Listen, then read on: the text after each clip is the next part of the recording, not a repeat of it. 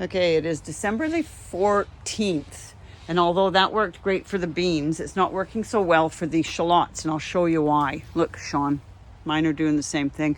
Because there's no airflow and it's cold and damp, they're getting a mold on the outside of them. So I've taken them out of the cupboard and I've put them up here on a rack I've made. It's an old rack out of a greenhouse or something. Anyway, I've got 2 of them hung up there and then the third one's outside. But what I want to show you what the third one was, I'm trying not to go outside because it's pouring rain, but look at the size of the roots coming out of the bottom of them. So what I really should do is I'm going to put them over there. I'm going to put them over there in that covered spot and hope that they're okay over the winter. But some of them don't have roots on yet. Other ones, as you can see, are looking absolutely extremely healthy. So I might take them out and redo them. I don't know yet, but whatever. But anyway, that's what I'm doing today because I'm not doing anything in the winter, right? Har, har, har. Okay, so that's my make, do, and mend. So hopefully, the reason they're up here is I want to keep, if a rat or a mouse gets in here, I don't want them eating all my onions, my shallots. So what I'm going to do is, leave them hanging there. Pray they're okay. I've got to get 2 more hooks to stabilize the ropes. These are just to stop the ropes from hopefully slipping. If I don't touch them, they should be fine. I'm going to dry out some cocoa coir and put that on the top of them and try to mitigate some of that mold. I might add some cinnamon to it or whatever. But so that's the idea for those. And then this one's the third one. And I didn't have another rack that size. This one's too small. So it's just on one of those trays you put underneath your trays. And these ones seem to be all okay. A couple of them have roots, but they've got no tops on them yet. But that's okay. They're not dead, and not dead is good. And a couple of them are already splitting. And a moo finger.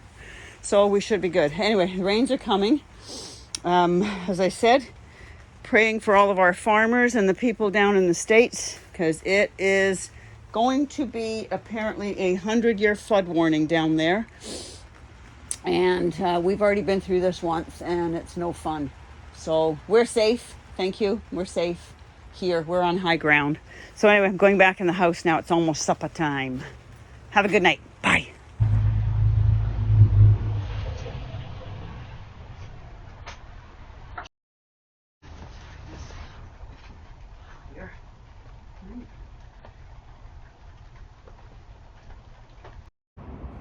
Apparently the bulbs didn't get the memo that they're supposed to flower in spring. So hopefully if we do get snow, they will survive. Anyway, yeah, hydrangea's flowering, or not flowering, getting some leaves on it. And we've had some super high winds. 37 km was the big gust. But so far so good. No damage anywhere. Nothing's blown around too badly. My pots aren't all blown off their shelves, so looks good. Looks good. I have to harvest some more Brussels sprouts soon, and Mr. Mole is back in action. Buggers. Okay, what I've done is I've put a bit of cocoa coir on top and shook some cinnamon on it, so hopefully that gets rid of, it's just mold on the outside. I don't know if you can see it on that. Where's my finger? That one. I'll try and scope you in a bit, but it's just surface mold because it's so damp in here. I can't get to the temperatures way over there, and I got to do something with these broad beans. They're looking like they need to go outside. So I'll hopefully get that done. I might put them in here. What have I got to lose, right? The rats get them, but they'll die if I don't do something with them. So I might put them at the back of that bed there. Oh, they've got lots of nice roots on them, right?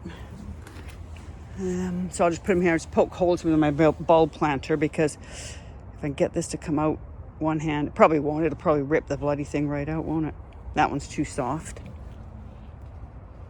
There we go, sort of. So it comes out in a clump, and we'll just bury them deep, right? So I'll get that done. I'll come back to you. There we go. Always start out with good intentions of using a planter and then end up doing the old scoop and drag. There's something very satisfying about sticking your hands in soil. So that's all of those broad beans done. Like I said, whether they survive over the winter in here or not, they've definitely got a better chance of surviving inside the polytunnel than they do outside. It's just whether or not anything gets up on here and starts eating them in the winter. We shall see. Because remember, a couple of years ago, I created the rat B&B by putting all of my broccoli under fleece, and all the rat did was move in and eat the broccoli while it was comfortably sequestered underneath all of the lovely, sorry, I'm just tucking my garlics in, the lovely fleece that I put in here. So we'll see. We can only do so much in the winter, right? Most of it's just entertainment. Have a great day. Happy Monday, the 15th. So since I'm a bit bored, because it's still raining, but we do have power back, I thought I would start chitting some of my chili seeds and my pepper seeds for the challenges. Now these will all have changed to obviously 2025, but we may as well get them started and see where we go from here. It is still December the 18th. It's, as I said, still cold and raining, so follow along if you wish. Have a great day. Bye.